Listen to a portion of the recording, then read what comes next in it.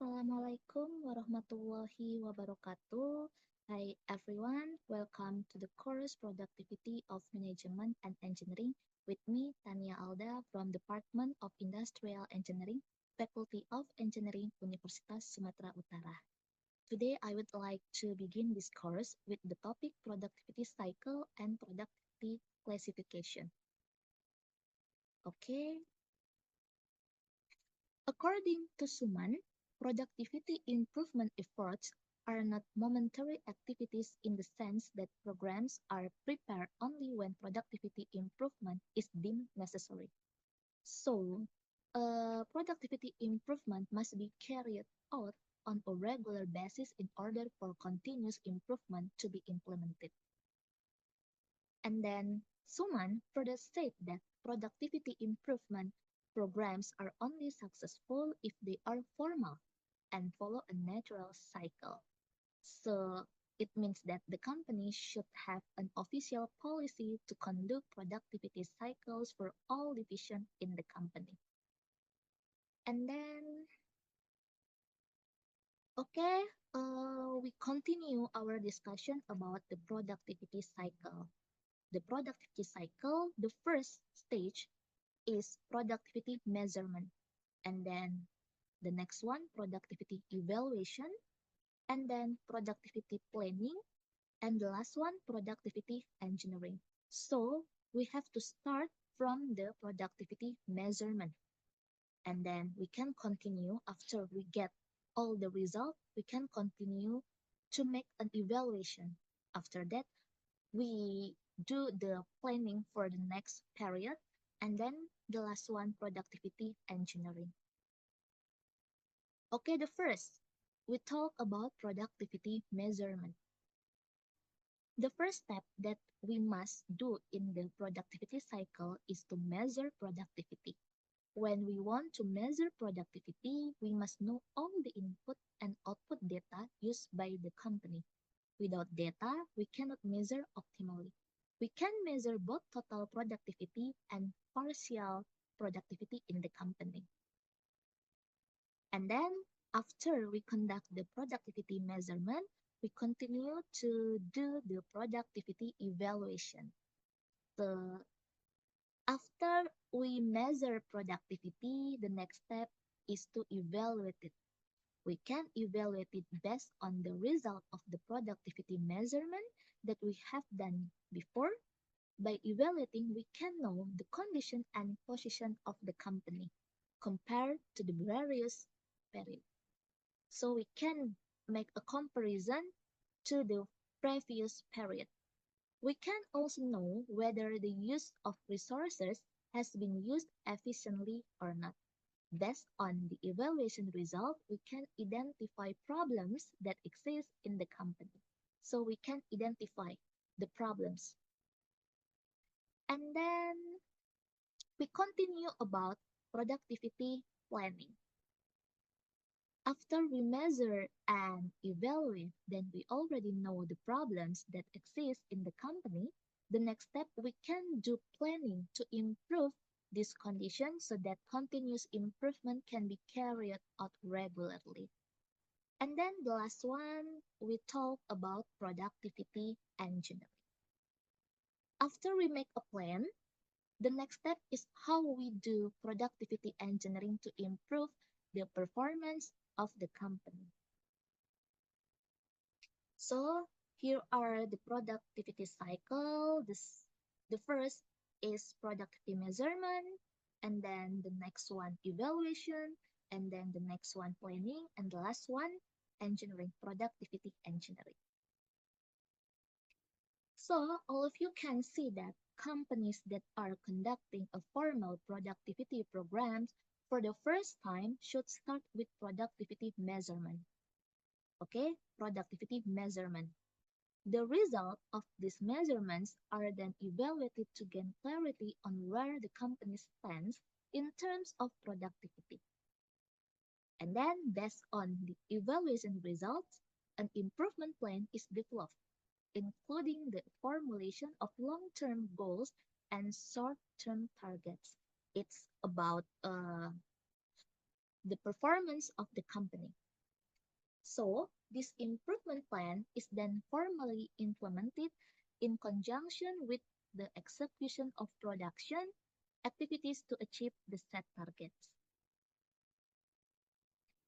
Okay, we continue for the next session. It's about productivity measurement. Productivity measurement is the first step in productivity management with the aim of obtaining data and information about the degree of productivity achievement of the organization concerned. Productivity measurement, if done regularly, will provide the following benefits. So, there are some benefits if the company conduct the productivity measurement. The first, company management can accurately assess how well each unit of production resources has been utilized this year relative to last year. So we can analyze the production resources, and then we can make a comparison between last year, and then we compare with this period. And then each work unit will receive information about the productivity achievements of each unit so that it can know its position in the company in total. And then the next one, management will get accurate information in assessing what resources are owned, and then we can know the critical and the non-critical resources so that corrective action can be planned for the next period. So, uh, the benefits from the productivity measurement. And then the next one, the result of productivity measurement can be used as one of the main factors in assessing the company's competition, and then we can know the company's competitive position. So we can compare our company's position with other similar companies. And then the company's measurement results are very useful in determining the target that must be achieved in the next period. So it's talk about performance too in the company.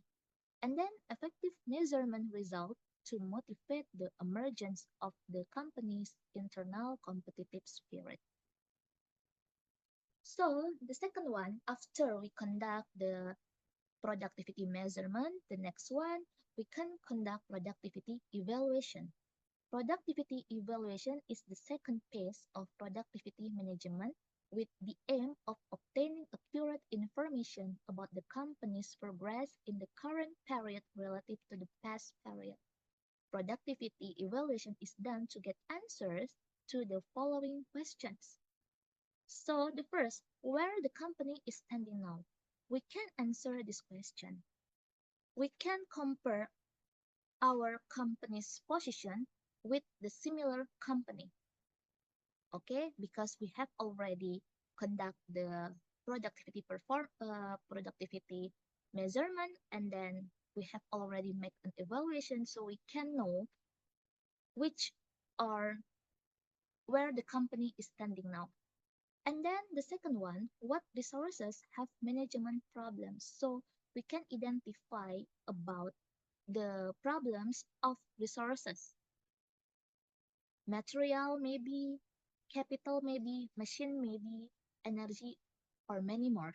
We can identify that. And then which work units have problems? We can answer this question too. Because which division are problematic within the company, we can know about that. And then what are the suggestions for improvement? Of course, we can answer this question because we have already conduct the productivity measurement. We have already identify, or we can conduct the productivity evaluation. We can identify the problems. So for the next, we can make a good planning, and we can give the suggestions for the company for the next period. And then,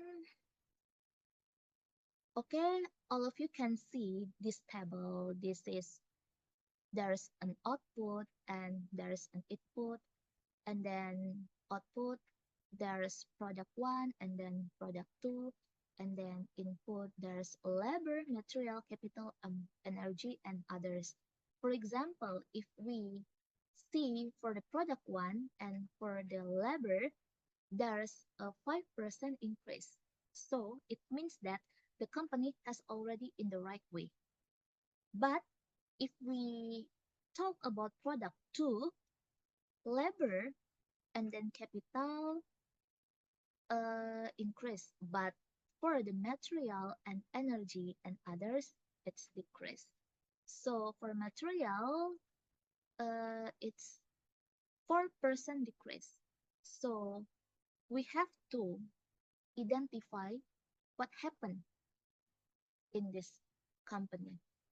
So we can get we can give some suggestions for that. And then if we see for the product one and product two, there's there's an increase, but for the total, for the entire the company, there's 1% decrease. So for the next company, uh, has to make a good planning for the next period. So a company can make a good improvement for the next target. Okay, okay, this is the end of the first part of this session. See you again on next session. Wassalamualaikum warahmatullahi wabarakatuh. Assalamualaikum warahmatullahi wabarakatuh. Hi everyone, welcome back to the course Productivity of Management and Engineering. Let us continue our discussion about productivity cycle and productivity classification. Okay, in the last session, we have already discussed the measurement and evaluation stage of the productivity cycle. In this session, we will discuss the planning and engineering stage.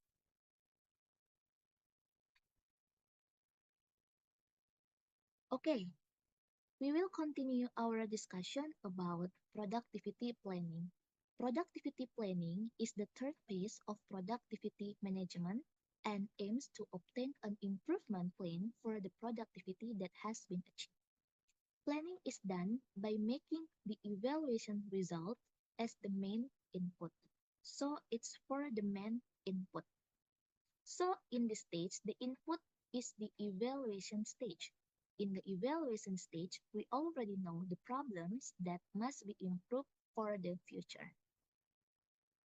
And then the first step in short-term productivity planning is to determine the target to be achieved in the next period, formulate the means to achieve, develop a schedule and resource requirements, labor, material, capital, energy, cost, and so on, and implementation and control mechanism. So we can see that about the input labor, materials, capital, energy, and many more. And then after we know the problem from the production resources, maybe we can make an improvement plan for the future. And this planning stage becomes the third stage in the productivity cycle. Okay. Okay, the next one it's about productivity engineering. Productivity engineering is the fourth phase of productivity management. Productivity improvement is a form of implementation of the plan that has been prepared in the third phase. Productivity improvement can be done in several ways, including so in productivity engineering, there are several methods that can be used to improve the condition of a company or maybe an organization. Here are maintenance management, value engineering, production scheduling, quality control, and reliability engineering. So for the reliability engineering, we will discuss more in the next session. Okay, for the first, we will discuss about maintenance management. Maintenance management is a formal approach to the maintenance of production facilities, maybe machinery or maybe equipment, so that they can function according to the expected characteristic, maintainability, and reliability characteristics. So all of you can see that maintenance management is an effective management tool to cut down maintenance costs and increase human productivity, fixed capital productivity, and energy productivity. Okay, the next one we will discuss about value engineering. So, value engineering is a systematic method to improve the value of goods and also service by using an examination of function. Value is the ratio of function to cost and it therefore can be increased by either improving the function or reducing the cost. So it's about value engineering. And then the next one, it's about production scheduling. What is production scheduling? Production scheduling is the process of determining when products will be manufactured to maximize efficiency while limiting stockouts and unbalanced inputs and outputs. This process includes optimizing where, when, how, and what material you will use to manufacture your products. It's about production scheduling in the company. And then the next one, it's about quality control. Okay, quality control can be defined as part of quality management focused on fulfilling quality requirements, while quality assurance relates to how a process is performed or how a product is made. Quality control is more the inspection aspect of quality management. It's about inspection for the product. An alternate definition is the operational techniques and activities used to fulfill requirements for quality. And then, if we talk about reliability engineering, okay, reliability engineering is the probability that a system, machine, or tool that is produced is able to function properly within a certain time limit set. The higher the time limit set, the lower the reliability and vice versa. The lower the time limit set, the higher the reliability of the system, machine, or tools. Okay, this is about productivity engineering. So we have already know what is maintenance management, value engineering, production scheduling, quality control, and reliability engineering. Okay, for the next one.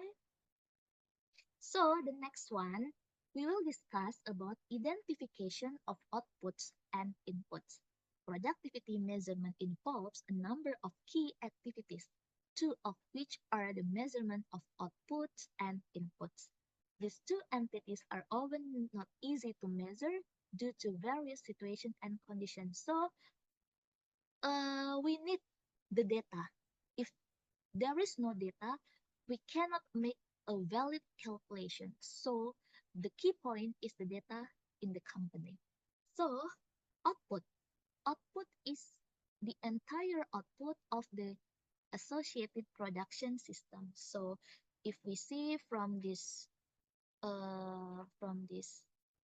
drawing, input and then organization system or the process, and then output.